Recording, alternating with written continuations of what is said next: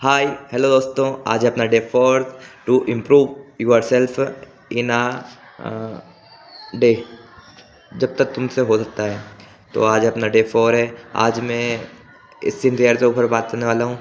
हमें लगता है कि इस सीन रेयर सिर्फ गर्ल्स का काम है, पर ऐसा कुछ नहीं है। इस सीन रेयर सबके लिए है। सबको अपनी इस सीन रेयर करनी चाहिए। और फे अपने हेयर और फेस एस दाढ़ी क्लीन कर दे, या फिर दाढ़ी रखते हैं तो उसे सेट करके रखना चाहिए। और बिल्कुल प्रॉपर ड्रेस में रहना चाहिए और बिल्कुल टिप टॉप बनकर रहना चाहिए, जिससे अपनी पर्सनालिटी सुधरती है, अपना लुक बेस्ट रहता है। और एक लाइन है, look well smile well टॉच well think well. जैसा आप रहोगे वैसा आप बन जाओगे। इसलिए अच्छे रहिए, मस्त रहिए। और दूसरा टॉपिक इसमें और ऐड करना चाहता हूँ मैं कि आप कभी आप जिम जाते हो, उसमें फ़ीस भर दी है और आप जिम नहीं आ रहे हो, तो उससे कोई मतलब नहीं है। तो आप डेली आपने सही साल भर से जिम से पैसे भर दिए, तो जिम जाइए, बॉडी बनाइए, अपना शरीर को स्वस्थ रखिए। और खाने में फूड कार्बोहाइड्रेट लीजिए, प्रोटीन लीजिए और अपने मसल बनाइए, जिससे आपका लुक सुधरेगा। और और और ऑयली और बाहर का फूड मत खाइए, जिससे आपके फेस पर पिंपल्स नहीं आएंगे।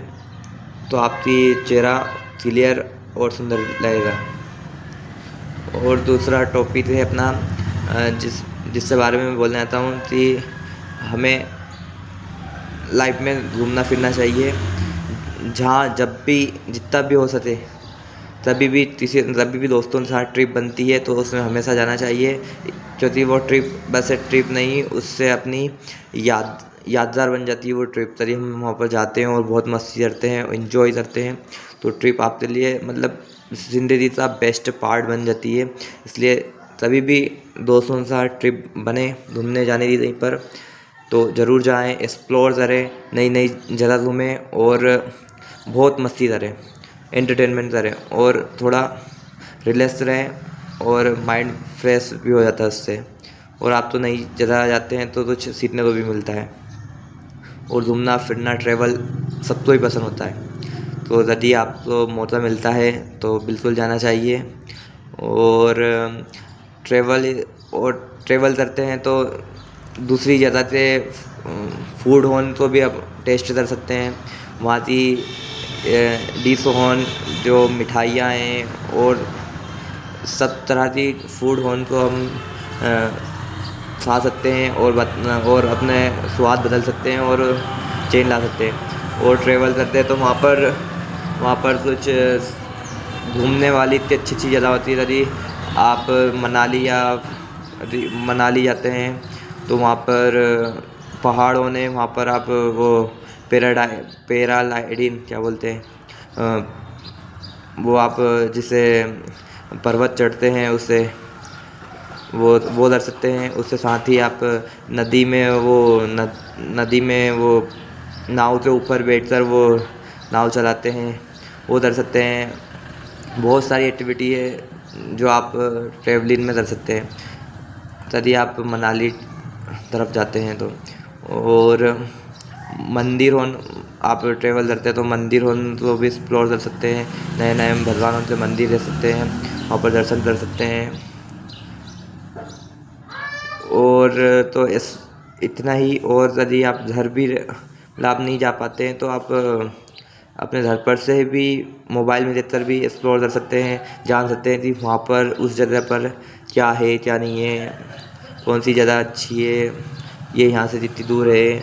मतलब तो आपकी रुचि है तो जान सकते हैं। और आपको थोड़ा बहुत आइडिया होना चाहिए किसी भी नई जगह के बारे में। यदि आप जाने वाले हैं वहाँ पर या जाते हैं तो पहले से पता हो तो अच्छी बात रहती है और अच्छा आपके लिए फ़ायदा रहता है कि हाँ मुझे थोड़ा बहुत नॉलेज है उस जगह का। और दोस्तों ये वाला टॉपिक के बारे में भी इतना ही पता है मुझे। अब और थोड़ा सा टॉपिक स्टडी रख लेते हैं। हमें कोशिश करना चाहिए कि हम study my point of view कि स्टडी में यदि आप कंपटीशन की तैयारी कर रहे हो तो आपको प्रॉपर पढ़ना ही पड़ेगा, बिल्कुल लग कर। और यदि आप ऐसे क्लास में हैं और ये पेपर होने देने हैं, कॉपी कंप्लीट करनी है, तो आपको जेन्युइन नॉलेज तो होनी चाहिए। मतलब कॉपी कंप्लीट करना नहीं, ये तो एक बेसिक रूल ऑफ एक मतलब लाइफ स्टाइल है कि करना ही पड़ेगा। सर टीचर प्रेशर मार पड़े ही नहीं करें तो और इसके साथ साथ मतलब ये नॉर्मल नहीं रहना चाहिए। मतलब आप क्लास में 7th में, फिर 8th में चले गए, फिर 9th में कॉपी कंप्लीट करते जा रहे हैं, पेपर दे रहे हैं, कुछ मज़ा नहीं आ रहा। मतलब ये ठीक है कि कॉपी कंप्लीट हो रही है, कुछ जो पार्ट होने हैं वो पढ़ रहे हैं, उनको थोड़ा बहुत समझा तो ठीक है, नहीं समझा तो नहीं है। और आप मेरे पॉइंट ऑफ व्यू से यदि आप इतनी जल्दी हो जाए हिंदी पढ़ना, इंग्लिश पढ़ना सीख जाएँ।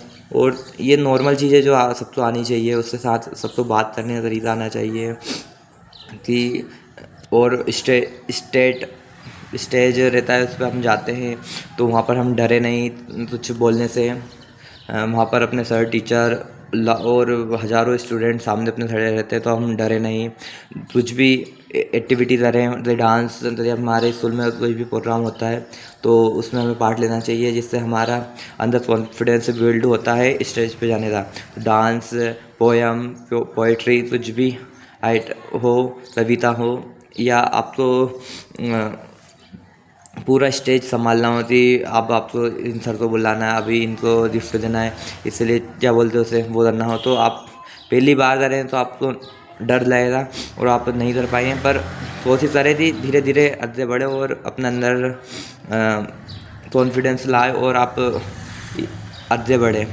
और मेरे हिसाब से तो ये हर स्कूल में और हर बच्चे के साथ होना चाहिए कि मतलब एक स्कूल है और उसमें हज़ारों बच्चे, तो हर बच्चे से हर दिन या फिर कभी भी कुछ एक्टिविटी होती है तो सारे बच्चों को, अधिक से अधिक बच्चे हो तो उस एक्टिविटी में इनरोलमेंट हो, मतलब वो डांस या एक्टिविटी में भाग लें, जिससे उनका कॉन्फिडेंस बढ़े, बिल्डअप हो। और ये जिम्मेदारी बच्चे तो ऐसा है कि उनको डर लगता तो बोलते ही नहीं है, तो सर को पहचानना रहता है कि अच्छा ये बच्चा डरता है, इसे हमें आगे लाना चाहिए, इससे अंदर कॉन्फिडेंस की कमी है तो हमें इसमें कॉन्फिडेंस लाना चाहिए। तो अभी सर हम क्लास में ही हैं, क्लास में सारे हम अपने सर जानते हैं कि क्लास में जितने बच्चे हों और सबका कैसा है, कौन पढ़ाई में कैसा है, किसका क्या है, कौन किस चीज़ में कमी है, तो फिर सर को उसे उस चीज़ में सही करना चाहिए। ऐसे पढ़ाई तो है ही सही, ऐसे उसे उस टॉपिक के बारे में नहीं पता तो वो बता देना चाहिए। यदि उसका कॉन्फिडेंस कम है तो उसे क्लास में सबके सामने लाके उससे कुछ काम करवाना चाहिए, जिससे उसकी डर कि दोस्तों के सामने फिर ऐसे ये सब भट जाए, ये फिर ख़त्म हो जाए। ऐसे धीरे धीरे ऊपर बढ़ाते हैं तो मतलब सब मेरा देने का मतलब इतना है कि पूरे स्कूल, मतलब एक स्कूल है तो उसमें ऐसा होता है कि 4-5 या मतलब 50% बच्चे ऐसे रहते हैं जो कॉन्फिडेंस से भरपूर रहते हैं, पर फिर भी 50% ऐसे रहते हैं जो स्कूल पास आउट होने के बाद भी अनकॉन्फिडेंस रहते हैं।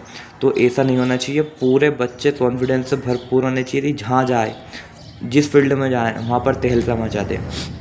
इसलिए ये जिम्मेदारी अपने उनके फादर और मदर की भी होनी चाहिए, पर स्कूल में तो सर और टीचर को भी ध्यान देना चाहिए। और फादर और मदर को भी करीब वो क्लास में हैं तो गेम्स मतलब स्कूल तो भेज ही रहे हैं, पर दूसरी एक्टिविटी भी कराए थी, बेटे तुम क्रिकेट खेलने भी जाओ, तुम फुटबॉल, टेनिस, या आप डांस सीख लो, या आप एंटरटेनमेंट, या आप कुछ कोचिंग जाओ, मतलब अलग अलग। ऐसा नहीं थी पढ़ने की कोचिंग जाओ, पढ़ना तो है ही सर, पढ़ना तो स्कूल में भी पढ़ाते ही हैं। अदर एक्टिविटीज़ जिसमें वो अच्छा कर पाए, उसका माइंड खुले कि भैया ऐसे ही नहीं थी बस अभी फर्स्ट से तो 12th सिर्फ पढ़ी ही है और कुछ नहीं है। और जो घर पर हम खेलते हैं स्कूल जाने बाद में दोस्तों के साथ, वो तो है ही सर, पर फिर भी अलग साइड की कोचिंग जाना चाहिए, जिससे उसका इस क्षेत्र में वो थोड़ा निखरे, अलग से इस पढ़ाई के अलावा भी कुछ अलग क्षेत्र में निखरे। और ये धीरे धीरे हर साइंस कोचिंग या फिर उससे देखते हुए अच्छा इसे इसमें इंटरेस्ट है तो फिर इसे जाना चाहिए। तो उस हिसाब से फादर और मदर को भी देखते हुए करना चाहिए मेरे हिसाब से। ये बच्चे के ऊपर ध्यान दे तो। और तो कंपटीशन की तैयारी कर रहा है तो फिर तो उसे पढ़ाई पर ध्यान देना चाहिए। पूरा सिलेबस कंप्लीट कर दें, सिलेबस से रिवीजन करो, मॉक टेस्ट दो और प्रीवियस ईयर पेपर दो, और जिस हिसाब से पेपर है यहाँ मतलब उससे प्रीवियस ईयर दो और मॉक टेस्ट लाओ, और जब पेपर आए सब पेपर दो तो आप डेफिनेटली यदि आप प्रॉपर पढ़ाई करते हो और मॉक टेस्ट देते हैं और तो आपने पढ़ा है पूरा रिवीजन करा है तो आएंगे सर अच्छे नंबर आएंगे आपको। और यदि आपने नहीं पढ़ा है या फिर आपकी पढ़ाई कमी है तो फिर उस हिसाब से नंबर आएंगे। तो दोस्तों आज बिल्कुल 11 मिनट होने वाले हैं इस लोड को अपने। तो ठीक है दोस्तों, आज सब लोग इतने बड़े रखते हुए बाय। और बाय बोलते ही मेरा ये इस वर्ड और बोलना है कि आज अपना 4th डे था। हेलो बाय, जय हिंद, जय भारत, जय वंदे मातरम।